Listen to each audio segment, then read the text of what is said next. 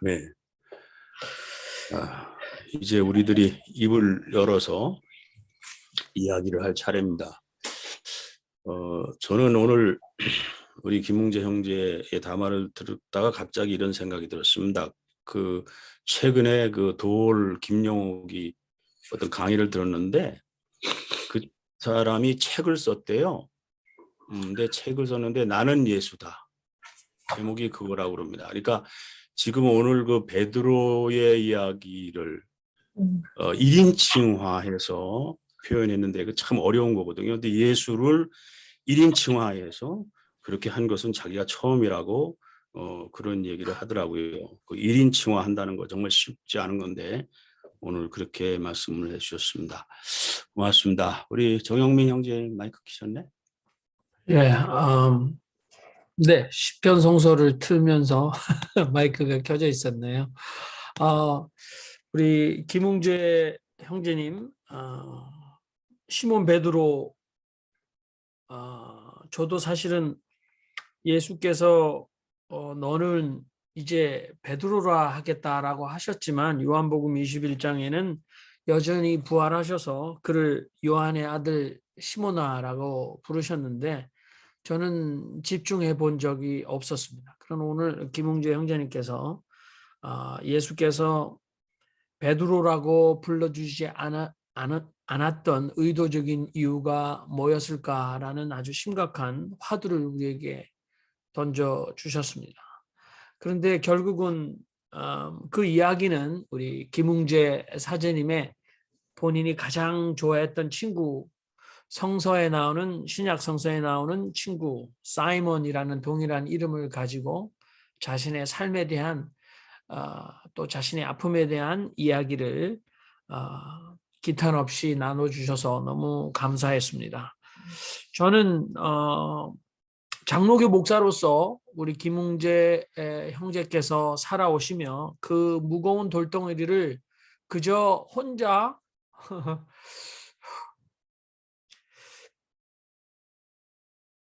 견디며 살아왔는데 어찌 낯선 땅에 낯선 얼굴에 계획하지 않았던 백인으로 하여금 그 문제 앞에 나눠지게 하셨고 또 그 문제를 그분과 맞닥뜨리게 하셨을까라는 그런 굉장한 생각이 듭니다. 특별히 Peace be with you. 저도 6개월 이상 앵글리칸 처치, 그러니까 티넥에 있는 세인트 마크의 아내와 함께 출석을 하면서 그 시간에 그 예배 중간에 있는 그 peace, 그래서 사람들과 다가가서 인사하면서 Peace be with you라고 이렇게 악수하거나 허그하는 순간이 저에게 굉장한 새로운 이 백인 기독교인들 또 비한인 기독교인들에 대한 생각을 바꾸는 사건이었습니다만 그때 제가 겪었던 것은 이 워커를 가지고 걷지도 못하는 이제 삶을 마감할 날이 얼마 남지 않은 백인 할머니가 제가 갔을 때 저에게 예의를 차리기 위해서 내가 익숙하지 않은 서양식 인사를 하지 않고 정중하게 손을 내밀며 악수를 청하셨는데 저는 오히려 그분의 문화를 존중하는 마음으로 팔을 벌려 허그를 했습니다. 그리고 그 다음 주부터는 그분도 자연스럽게 저를 팔을 벌려 허그를 하셨는데 내가 이 사람을 바깥에서 만났다면 아는 척이나 했을까? 그런데 이분의 가슴과 내 가슴이 서로 만나 서로 얼싸안으며 예수님의 참 평안을 비는 그런 순간이 저에게 굉장한 큰 모멘텀이 되었습니다. 그런데 우리 김웅재 형제에게 그 주교님께서 사이먼, my good friend라고 했던 그 계시는 어떤 의미였을까? 하나님은 어떻게 30년 동안 지고 있었던 그 돌의 무게를 그대로 그를 받아들였던 한 낯선 늙은 서양 백인의 입술을 통해서 그를 받아주셨을까? 그런 생각을 하면서 여전히 계획할 수 없는 하나님의 은혜에 대해서 저도 멀리 떨어져 있지만 감격할 수밖에 없었습니다. 너무 감사했습니다. 감사합니다.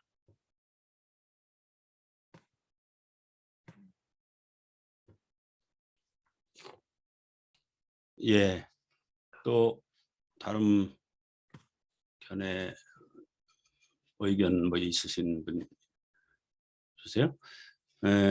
저는 좀 다른 경험을 했는데요. 그 이제 허그 얘기가 나왔으니까 이게 외국 사람들은 이렇게 허그를 하잖아요. 그럼 지금 그 허그 중에서도 아주 특별한 지금 모멘텀을 우리 김웅재 형제는 경험을 했는데, 저는 정반대로 아주 그 허그가 아주 불편했던 그런 경험이 있습니다. 그건 뭐냐면 제가 호주에 처음 가서 그 동성애를 좀 이해하기 위해서 동성애자 교회를 한 1년 나갔어요. MCC 처치라고. 가면 그냥 무조건 안고 정말 허그를 하는데, 그 여자가 허그를 하면 괜찮겠어.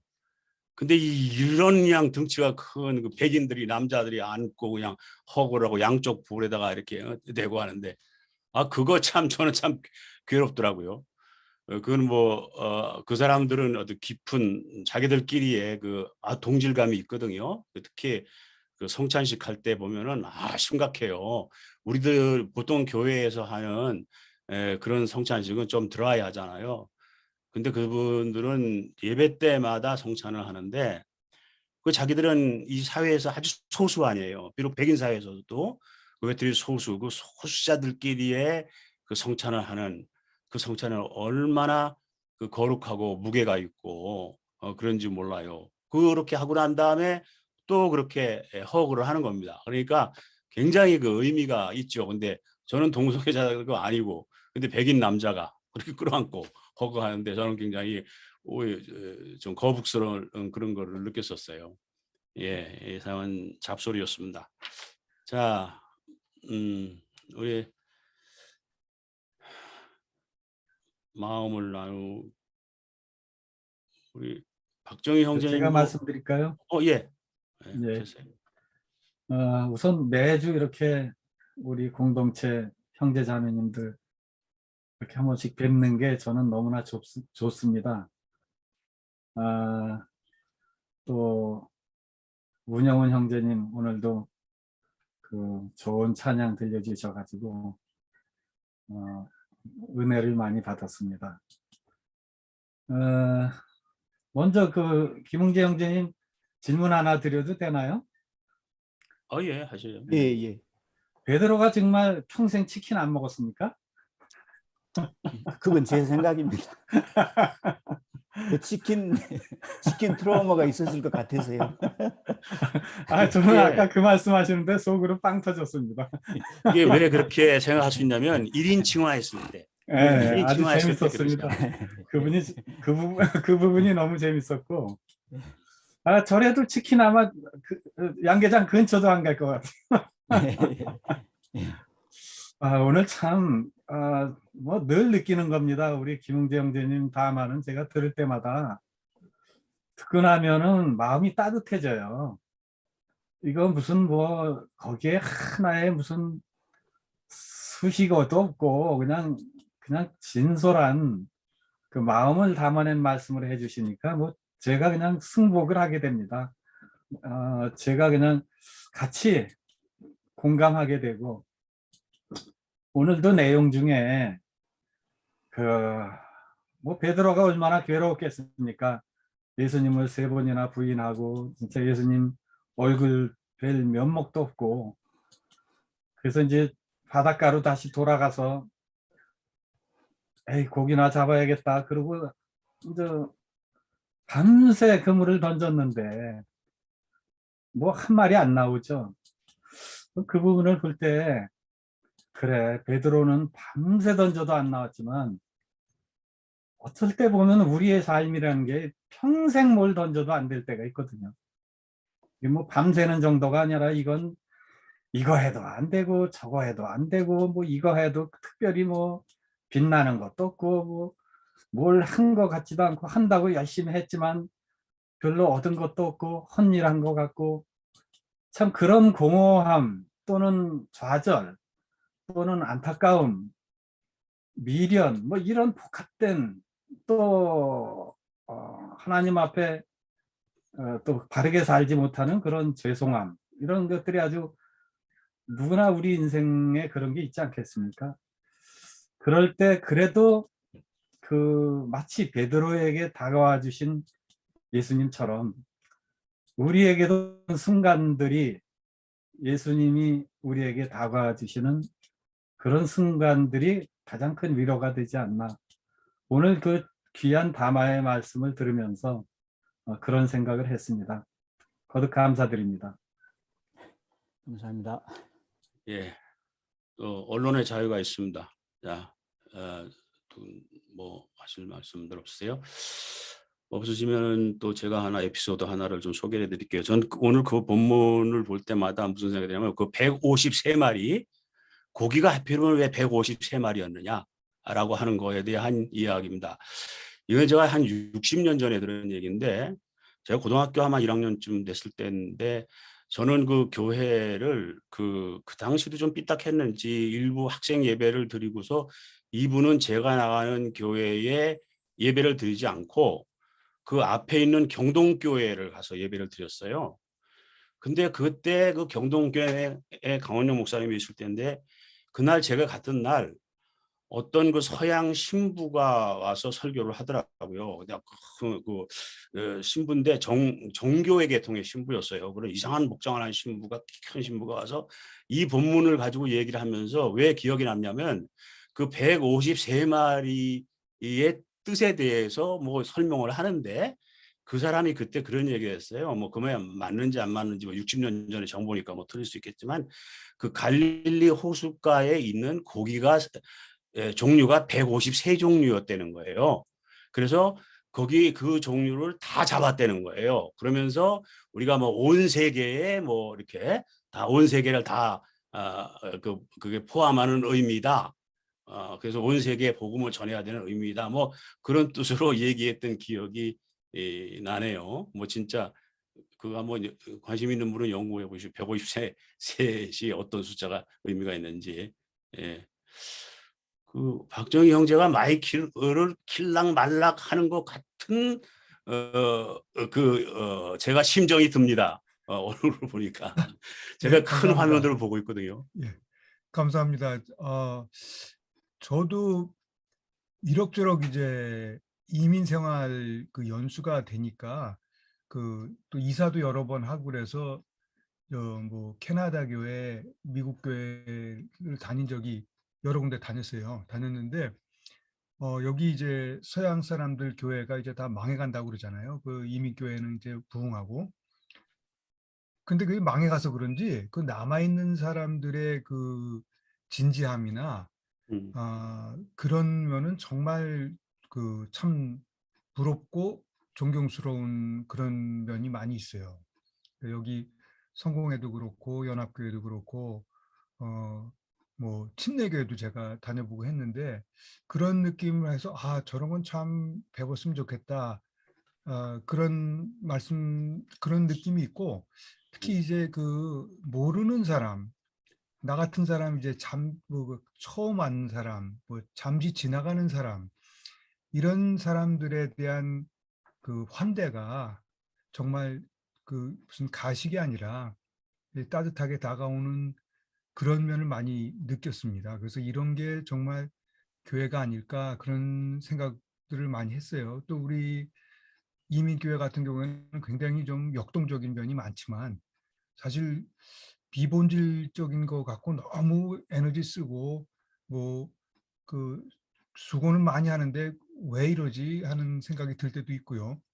근데 오늘 이제 사이먼 형제님 이제 말씀을 듣고 그 마지막에 뭐 peace be with you 그렇게 말하는 것도 굉장히 좋아요. 그 peace be with you 그 말 나눌 때 그 분위기나 그런 느낌도 굉장히 좋은데 그 이제 주교님이 특별히 이렇게 안고서 Simon, my friend 그렇게 불렀을 때 그 감격이 얼마나 컸을까 그런 생각합니다. 그래서 제가 느꼈던 그 이제 그 서양 교회들의 그 환대의 마음이 그런 말로 이제 표현되지 않았나 그런 생각을 좀 공감을 좀 느껴봤습니다. 고맙습니다. 아, 예. 아주 정말 좋은 얘기를 해주셨는데 바로 그걸 것 같아요. 나도 그런 걸 느꼈는데 여러분 정말 귀한 지적을 해주세요. 이 서구에서의 교회는 지금 소수파입니다. 다수가 아니라. 그러니까 자신들이 소수라는 의식을 가지고 있어요. 그러니까 소수라는 의식을 가지고 있으니까 사람 하나에 대해서도 그런 애정을 가지고 그런 것 같아요. 근데 우리 한국은 뭐예요? 이거 떼거지 아니에요? 떼거지. 어? 교회가 그냥 떼거지로 몰려오는 거. 그게 그러니까 기독교는 원래 소수파의 소수의 그 세상을 구원할 자가 나중에 그 요한계시록에 보면 3분의 1, 멸망할 자가 3분의 2라고 그랬잖아요. 그거는 72억 인구 나눠가지고 30 뭐 몇 억이 구원받고 그런 의미가 아니고요. 소수라는 의미거든요. 우리가 이 소수라는 걸 잊고 자꾸 기독교는 다수라고 생각하는 이 망령된 사고방식. 이것이 기독교의 본질을 잃어버리는 게 하는 게 아닌가 그런 생각이 듭니다. 저는 매일 우리 집 앞에 상가에 나가면요. 우리 와이프가 이제 물건 사고 하는 동안에 전 바깥에서 그 쇼핑 마트 앞에서 기다리거든요. 참 마음이 아픈지 몰라요. 건물마다 교회가 있어요. 한 건물에 조그만 건물에 어떤 거는 한 건물에 2개씩 교회가 있고 이게 정상입니까? 이건 세상에 이런 비정상은 없어요. 건물마다 교회가 있는 한국은 그렇거든요. 이게 다수라고 생각하는 거, 다수로 뭐 해보자는 거 아니에요? 정말 그런 생각이 듭니다. 마이크 키신 분 없는데 아, 강보영 자매님, 예. 네.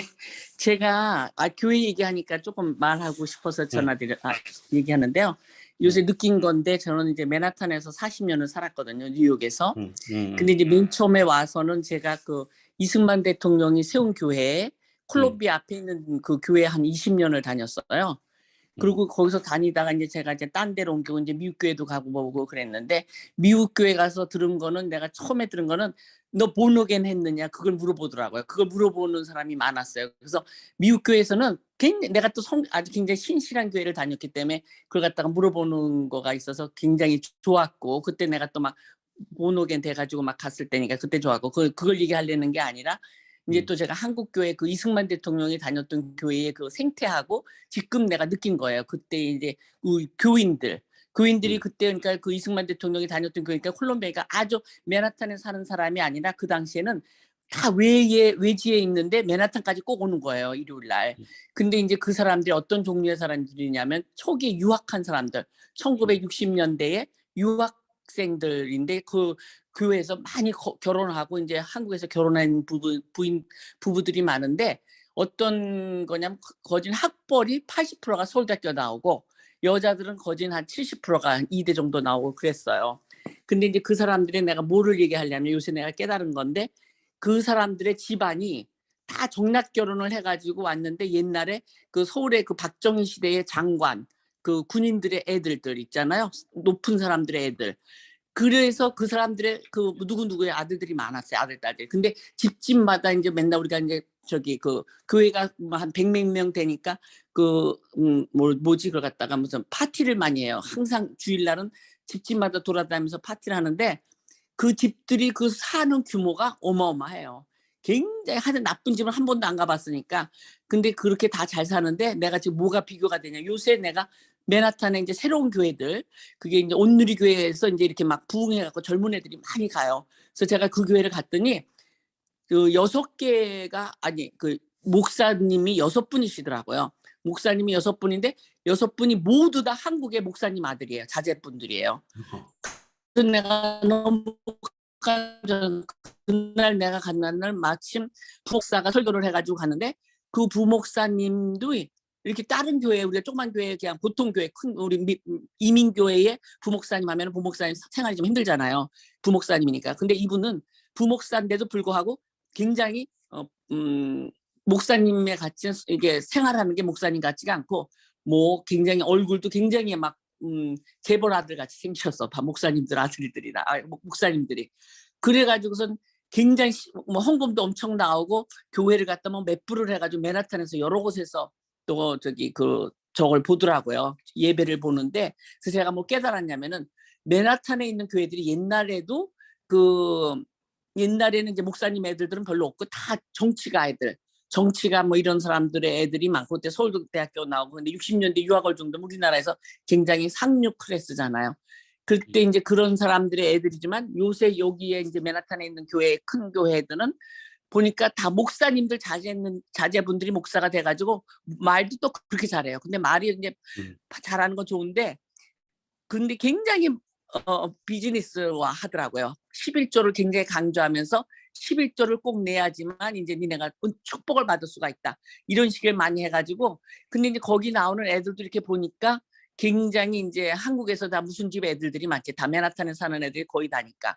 맨하탄에서 뭐 차 갖고 있고 이런 애들이니까 맨하탄에서 차를 갖고 있다면 맨하탄에 그 파킹 값이 한 600-700불 하거든요.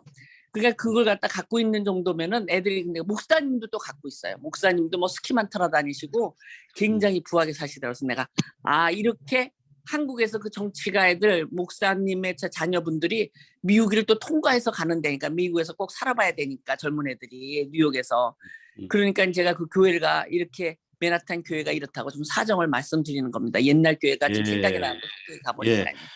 감사합니다. 우리 아돌람 맨하탄 특파원 양보영 자매님의 보고였습니다. 또 그렇군요. 저도 진짜 주차비 하니까 난 맨하탄에 한번 나갔다가 1시간 한데 21불 주차비를 냈어요. 놀래 자빠져 버렸어요.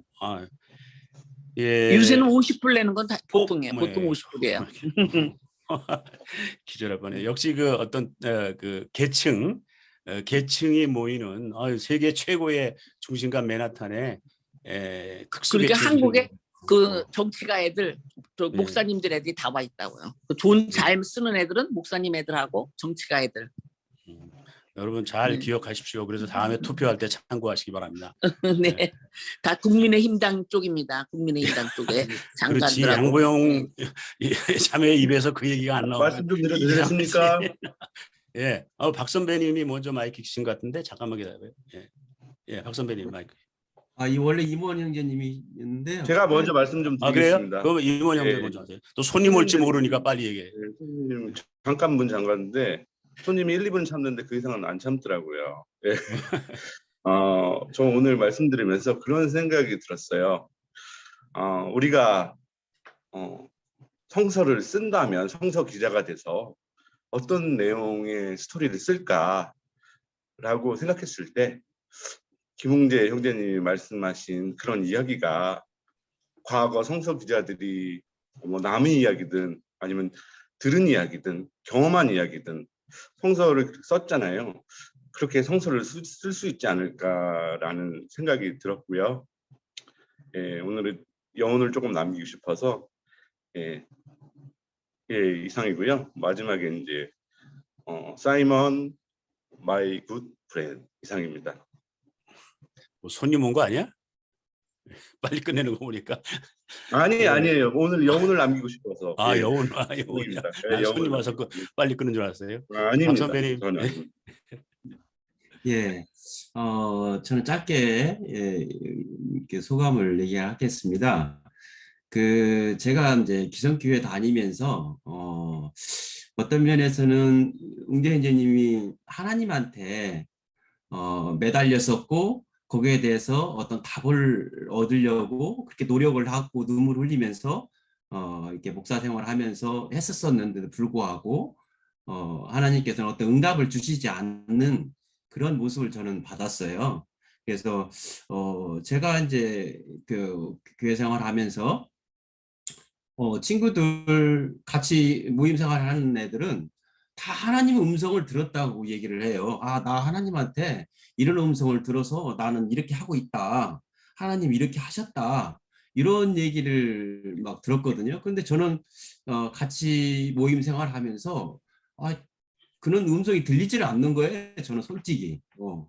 근데 보이지 않는 하나님을 보이는 것처럼 이렇게 인식하고 하나님을 섬긴다는 거 이해를 하겠는데 거기에서 그런 음성을 들었다고 얘기를 하고 그렇게 해야 된다고 얘기를 하니까 그런 부분에 대해서 공감이 안 됐었거든요. 나는 왜 하나님한테 이런 음성을 듣지를 못할까 이런 생각을 했는데 오늘 담화를 들으면서 하나님께서 그렇거든요. 너희 가운데 하나님 나라가 있다.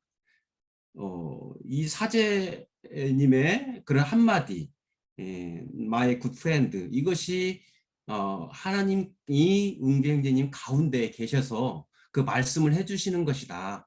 그래서 우리가 하나님 나라는 천국은 바로 이 가운데 사제님과 웅계스님 그 형제님 가운데서 말씀해 주시지 않았는가 이런 생각을 했습니다. 예, 이상입니다. 예, 아주 이거 뭐 참 기가 막힌 또 참 진단을 해주셨는데, 저는 가끔 신앙생활하면서 그 하나님 음성을 듣는 얘기를 하는 분들이 있는 걸 보고 이런 얘기를 합니다. 그 하나님 음성은 귀로만 듣는 게 아니다. 귀로만 하나님은 내 귀에다만 말씀하시는 게 아니고 하나님께서 주신 음성을 들려주시는 방법은 여러 가지 방법이 있으니까 안 들린다고 너무 고민하지 말라고 그런 얘기를 합니다. 그래서 오늘 그 하나의 좋은 example를 또한 주신 것 같네요. 예. 아직 언론의 자유가 아직 있습니다. 한 몇 분 남았는데 더 뭐 재환 형제 뭐 딴 거 하면서 하는 거 아니지? 예, 제가 할게요. 예. 박정석 사 예. 저도 하나 질문할까요? 예. 그때 와인이 맛있었습니까? 와인, 예, 제가 사실 그 뭐 술을 잘 못하거든요. 근데 그 우리 호주 그 교회에서 쓰는 와인은 상당히 좋은 와인을 씁니다. 특별히 주문해 가지고 알코올 농도 13%짜리 맛있습니다. 그래. 맛있게 드셨구나. 맛있었을 것 같다는 생각이 저도 들어요. 예, 아주 그러니까 이제 주위에 자기 말을 하고 싶은 사람이 되게 많거든요. 그래서 어쩌다가 이제 아는 사람들 만나고 친구들 만나고 이러면서 좀 말 좀 하려고 그러면 내 말을 다 못하고 중간에 끼어들어갖고 내 말을 다 못하고 또 뭔가 말을 어떤 얘기를 또 나의 갈등이나 어떤 거를 얘기를 하면은 그거에 대한 해답을 주느라고 막 사람들이 막 정신이 없는 거예요. 근데 말하는 사람들은 대부분 그 해답을 듣고 싶어 하지 않는 거거든요. 말하는 사람들은 내가 이런 생각 가지고 있어. 그냥 내 마음 알아줘. 이건데 그냥 열심히 그냥 해답과 정답을 알려주려고 좀 막 그래가지고 어떤 때는 좀 화가 나기도 하고 그럴 때가 많은데 이제 그 와인 한 병을 마실 동안 그렇게 두 분이 침묵하면서 하셨다 그래서 그 분위기를 제가 짐작을 해보면서 우리도 어떤 사람이 이렇게 가만히 단둘이 있는데 침묵이 어색하지 않는 사람, 침묵해도 편안한 사람은 진짜 마음과 마음이 통하는 사람인 것 같아요. 근데 이렇게 침묵이 불편한 사람 있잖아요. 뭔가 내가 말을 해야 될 것 같고 이 충격을 깨야 될 것 같고 이런 사람은 통하지 않는 사람인 것 같아요. 마음이 통하지 않는 사람. 그래서 맞습니다. 그동안 이제 피정이나 뭐 그동안의 관계들을 통해서 정말 마음이 많이 통했구나. 말 한마디를 안 해도 서로 공감하고 이해하고 다독여줄 수 있는 그 마음이 있구나. 이런 것들, 그 분위기를 한번 생각해 봤고요. 정말 그거를 들으면서 여백의 미? 뭐 이런 걸 좀 생각해 봤어요. 우리는 뭔가 꽉 채우고 뭔가 막 많이 얘기를 해주고 뭐 이래야지만 뭔가 해결이 된다고 생각하는데 정말 우리 삶의 관계에서도 그 여백에 의해서 우리가 더 공감을 얻고 이해를 하고 마음이 풀어지고 위로가 되고 이래서 저도 좀 말을 좀 줄이려고 합니다. 이상입니다. 예, 좋습니다. 우리는 저는 조금 심하게 표현해서 그렇게 표현을 할 때가 있습니다. 그 예수를 주둥이로 믿는다. 우리 한국 개신교회는 특히 주둥이 대한 기독교 주둥이교 이렇게 모든 걸 주둥이로 다 하는, 기도도 주둥이로 다 하고 이제 그런 거를 특히 이제 퀘이커에 가면은 아주 그냥 실감할 수 있죠. 제가 한 2년 정도 어떤 호주에서 소그룹이 어떤 교회에서 이탈해 가지고서 나와서 그분들하고 같이 신앙생활을 한 적이 있어요. 제가 이제 주로 뭐 아무래도 뭐 설교하게 되고 그렇게 됐죠. 근데 딱 기억에 남는 거 한 가지가 있어요. 그분들하고 2년 동안 생활하는 동안에 한번 우리 좀 이렇게 좀 조용히 묵상합시다. 그래서 이 교회 마당에 이렇게 둘러앉아서 이렇게 묵상하고 있는데 그 순간 비가 왔어요. 비가 와가지고서 비가 그 마른 땅에 탁탁 떨어지던 빗방울이 떨어지는 그 소리, 그것만 기억납니다. 2년 동안 그분들과 함께 생활하는 것은 아무것도 기억 안 남고, 그러니까 너무 모든 걸 말로써 하던 그런 생활에 대한 아마 좀 부정적인 기억 같은 거였던 것 같습니다. 자, 뭐 오늘 최요한 형제님, 최요한. 예, 마이크 셨구나. 네, 제가 아까 다른 자료를 찾았던 거는 오늘 말씀 나누려고 어제 읽었던 논문 제목을 찾느라고 그랬어요. 아니 내가 일부러 그래 본 거지 말 시키려고. 뭐, 네, 그것까지 아니 보면. 딴짓한 게 맞아요. 그러니까 어제 읽은 논문 제목이 마르크스주의와 종교라는 논문인데요. 최일붕이라는 우리나라의 국제사회주의자의 국제연락 간사가 아주 과학적인 이제 과학적인 분석을 한 논문이었습니다. 왜 사람들이 산업과 과학이 발전하기 전 시대에 신화적, 신비적 믿음을 지금 이렇게 발전한 시대에도 믿고 있는가에 대해서 이 사람 주장은 마르크스가 원래 종교를 피억압자들의 한숨이라고 규정했고, 그런 소외로부터 벗어나기 위해서 인간의 인식에서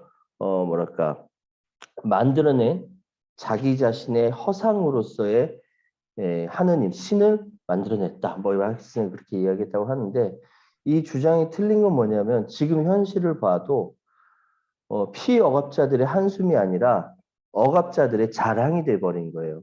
전 세계 종교의 헤게모니를 쥐고 있는 사람들은 억압자들의 자랑으로서 종교를 갖고 있는 거죠. 그래서 막스의 이 분석이 잘못됐고 최일붕 선생의 이 논문이 근본적으로 좀 전제 조건이 잘못됐다라는 말씀, 이 논문이 이제 생각이 나서 그거 찾고 있었고요.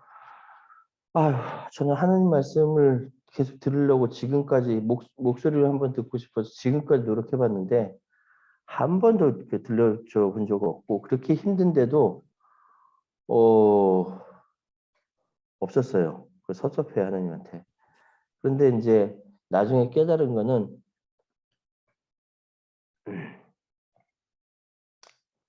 저 학교 다닐 때, 그리고 학교 졸업하고 그 직후까지 모두 6명의 친구를 잃었어요. 그게 이제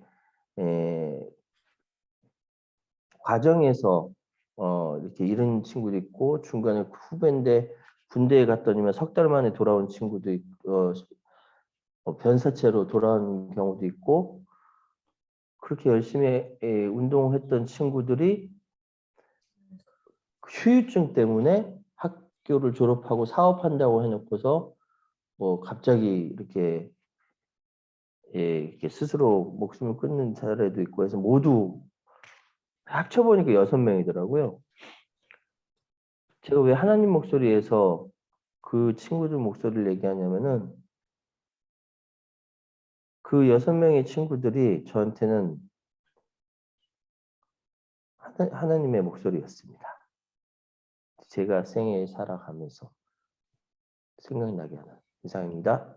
네, 감사합니다. 좋은 얘기를 해주셨고, 그저 지나가는 얘기로 한 말씀드리면 지금 방금 인용한 여러분들 혹시 잘못 알고 있는 것이 대부분 잘못 알고 있는 건데요. 마르크스가 종교가 인민의 아편이다라고 하는 것은 종교를 비난하기 위한 것이 아니었습니다. 인민의 아편 역할을 한다, 위로하는 역할을 한다라는 뜻이었어요. 그걸 잘못 인용하고 사용하고 있는데 애초에 마르크스가 얘기한 건 그런 거였습니다. 자, 김웅재 형제님 정리하시고 기도해 주십시오. 네, 감사합니다. 들어주셔서 오늘 다 함께 들어주셔서 대단히 감사하고요. 박정석 자매님께서 질문하셨던 거 와인이 맛있었냐? 사실 그 수도원이 여기 브리즈번에 있는 세인트 카르멜 수도회에서 운영하는 상당히 큰 수도원이거든요. 근데 그 수도원이 위치가 정말 아름다운 곳에 있습니다. 바닷가에 있습니다. 바닷가에. 그래서 와인을 주교님하고 마셨던 장소가 수도원에 가면 이제 기도 루트가 있지 않습니까? 근데 거기는 특별히 세인트 클라라 수녀를 기념하기 위한 장미 정원이 있습니다. 그리고 거기를 이렇게 미로처럼 만들어 가지고 12군데 기도처가 있고 거기 바다가 보이는 쪽에 벤치가 있는데 뭐 그날 밤에 한 40여 분 정도 40분에서 그 정도 둘이 이렇게 앉아 있었던 것 같습니다. 그런데 들리는 소리는 파도 소리밖에 안 들렸고 와인을 홀짝홀짝 들이켰는데 다 마시고 나니까는 저는 상당히 이제 약간 따뜻하고 좀 그런 긴장이 풀어지는 그런 느낌이 들어서 아주 좋았고요. 제가 저에게 들려주셨던 그분의 주교님의 말씀, 사이먼 마이 굿 프렌드, 이 말은 제가 지금도 종종 그 음성이 듣고 싶으면 저희 집에서 차로 한 1시간 정도 걸리거든요. 그 수도원이. 한 번씩 찾아갑니다. 찾아가서 그 벤치에 이렇게 한번 앉아봅니다. 정말 좋습니다. 그 목소리가 지금도 들리는 것 같고, 며칠 전에 오늘 부활절이라 지난 주간이 성주간이어가지고 화요일 날 저녁에 시티에 있는 대성당에서 이렇게 성유로 이렇게 발라주면서 다시 한번 이렇게 다짐하는 미사가 있었는데 그때 오셨는데 정말 많이 늙으셔서 너무 슬프더라고요. 이렇게 다리를 잘 못 걸으셔요. 이제 80이 넘으셨는데 체구는 저보다 더 작고 해서 뒤뚱뒤뚱 하는 모습으로 이렇게 걸어가시는데 너무 가슴이 아프고 정말 그랬습니다. 그분의 뒷모습을 보는데 정말 예수님의 슬픈 뒷모습 그런 게 많이 생각났습니다. 예, 기도하면 되는 거죠? 예. 기도합시다.